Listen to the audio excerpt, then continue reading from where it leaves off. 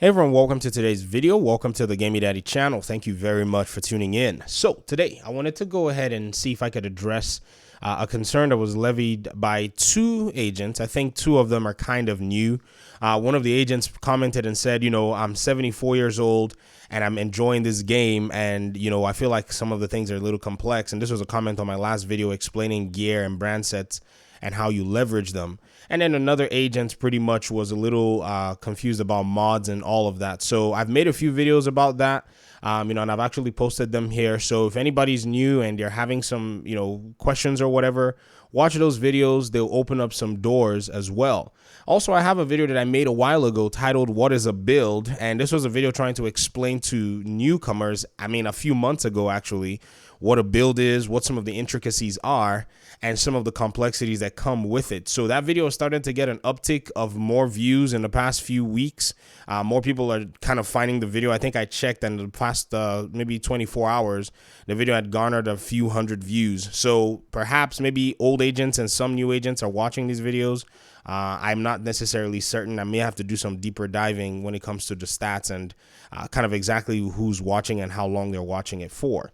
Anyways, in terms of the complexity of the game, this is a general discussion on how you as an agent can actually remove that complexity and understanding game mechanics and understanding the entirety of the game, because there's so much that you have to deal with. So first of all, you have to deal with your agent as a whole in terms of power, in terms of your agent's, strength in the battlefield, in knowing your weapons, knowing your weapon classes, knowing your weapon talents. Those are all things that can be easily mitigated by two things: by studying what these talents or these, I would say, indicators mean.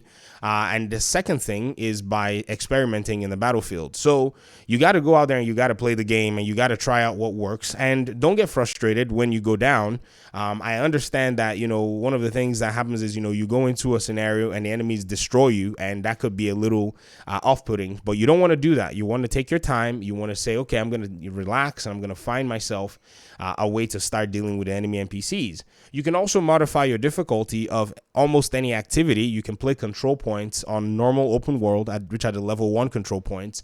You can play your missions on normal, hard difficulty. You can play them on heroic. There is no shame in doing that. In fact, one of the things that really did encourage me was one of my favorite games developed by Respawn Studios.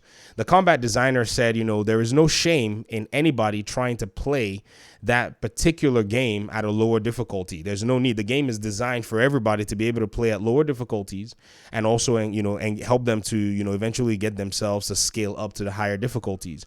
So there's a skill aspect of it too, because you don't necessarily need all of the best items to be able to complete a lot of the more difficult, content in the game. If anything, I think, experience and skill is a big deal. I have come on PlayStation with a fresh new agent, and I've jumped in on legendaries, and I've basically used, some really simple builds like 4-piece, tip of the spear, and just basically played through a lot of legendary missions and farmed a lot of exotics and, kind of engage the community that way. But that's something that you eventually get to start doing over time and, over the process of learning and getting better at the game. Nonetheless, you also have to consider or take into account that, the game has multiple factions. It has different kinds of missions, and it has different levels of missions. So each faction is the AI behavior aspect that's going to have to be your biggest challenge. Every AI enemy faction has got multiple enemy archetypes. So you know exactly what it is that you're going to be facing, and the only way you can know this is by experiencing them. Like in this clip that you're watching, you're seeing the legendary shotgunners. The legendary shotgunners are white tusk shotgunners who do have, drones and the drones move way faster than, say, the black tusk shotgunners drones, and they also hit harder with their grenade damage. So they're damaging me here, and you're wondering, how am I getting damaged? Well, I'm getting damaged because of those drones. They'll light up a little bit, they'll fly towards you, and boom, they'll explode. And this is how they deal damage. They deal damage from distance using these explosive drones, and then they also do so with their shotguns. Knowing exactly what to do to disable them, to disable their shotguns, disable the shotgunners, disable their drones. This is very important. So once you know the enemy types you're facing, and you're able to kind of start piecing your builds together by considering your gear, your brand sets, your specializations, then all of that starts to become easier. And so I think these are some things that really do need to be in your arsenal when it comes to enjoying the game, or, pretty much engaging in the content. Because, like I said, some control points, if you were to go on the map, they are pretty much owned or controlled by different factions. So you know exactly the kind of factions, you know exactly what it is you need to do. In fact, I'll give you an example. The Outcasts, they use a lot of exotic damage. They have kamikaze outcasts that will run to you and, explode and pretty much light you in flames. A lot of damage is what they do. They also have their, torchers that actually have flamethrowers, just like the cleaners as well, who also have flamethrowers. And then in terms of the, hyenas, they also have rushers that, you can pop their pouch, which has like a little disorientation, I would say gas in it, or it's actually supposedly a drug, but this game is rated M, so I'm not expecting that little kids are playing or watching this game. And so these are some of the things that you also have to take into account.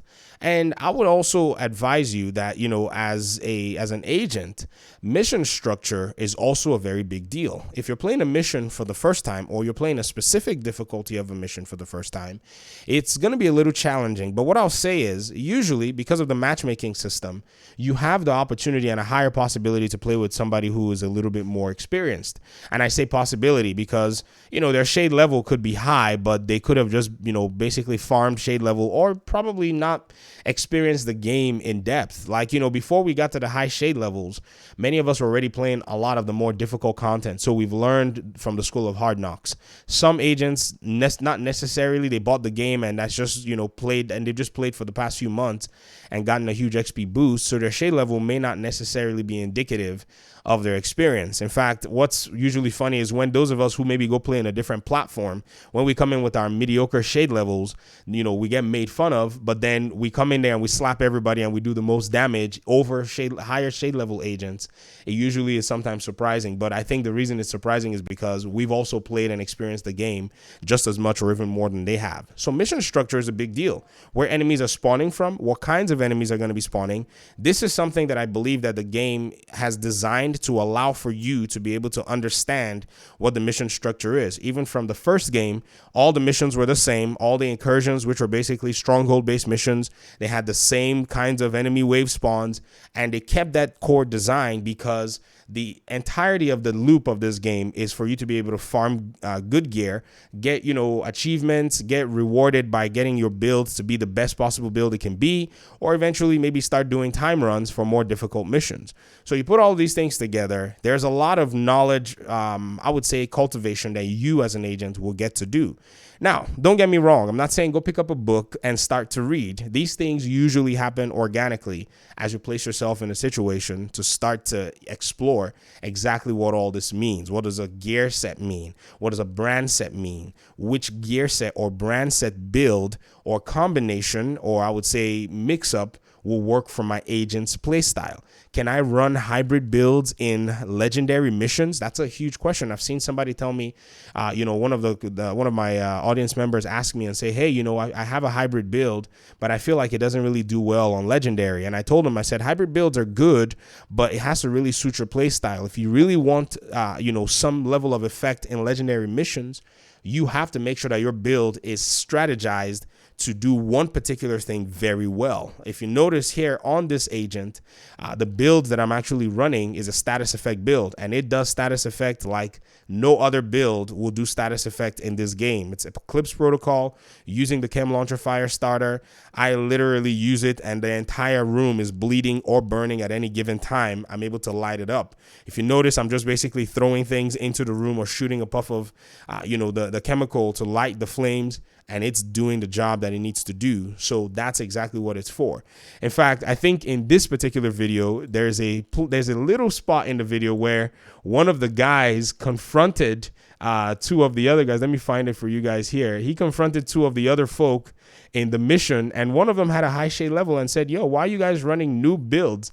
I was laughing in my own little corner because their builds were not necessarily bad. I think what it was, their builds were not fine-tuned to be able to knock out these legendary enemies really fast. So there was a little conversation that was going on, and, he was confronting them. If you look on the bottom left of the screen, he basically says, yo, why are you guys running new builds in the little chat feature? And he was asking, what's going on. And I started to check their builds, and I noticed that the lower shade level, I'm not dogging on anybody, please. I'm just saying that, preference is also another thing, but you got to learn how to use your build properly. And so the conversation was, along the lines of, well, this is my build and all that stuff. And I had to intervene and say, hey, guys, we're going to be fine if everybody runs, more safely or more in a more reserved way. We should be okay. So that's kind of another interesting thing that you're going to see. But, we all did very well. We completed the mission. It was a little tougher and challenging because, there were just a few things that needed to work, and everybody plays differently. But this is one of the reasons I actually come out to play legendary missions with the general public. I really want to know what's going on, in the streets of the Division and all. But I hope this video has been able to shed some light on reducing complexity. I would love to hear your thoughts and comments, in the comment section. Let me know what it is that you think. If you are a veteran, you know what to do. You can answer questions for new players, and you can give some tips as well because, you guys know more about this game than I do, to be very honest. Talk to you guys in another video. Thank you so much. Peace out.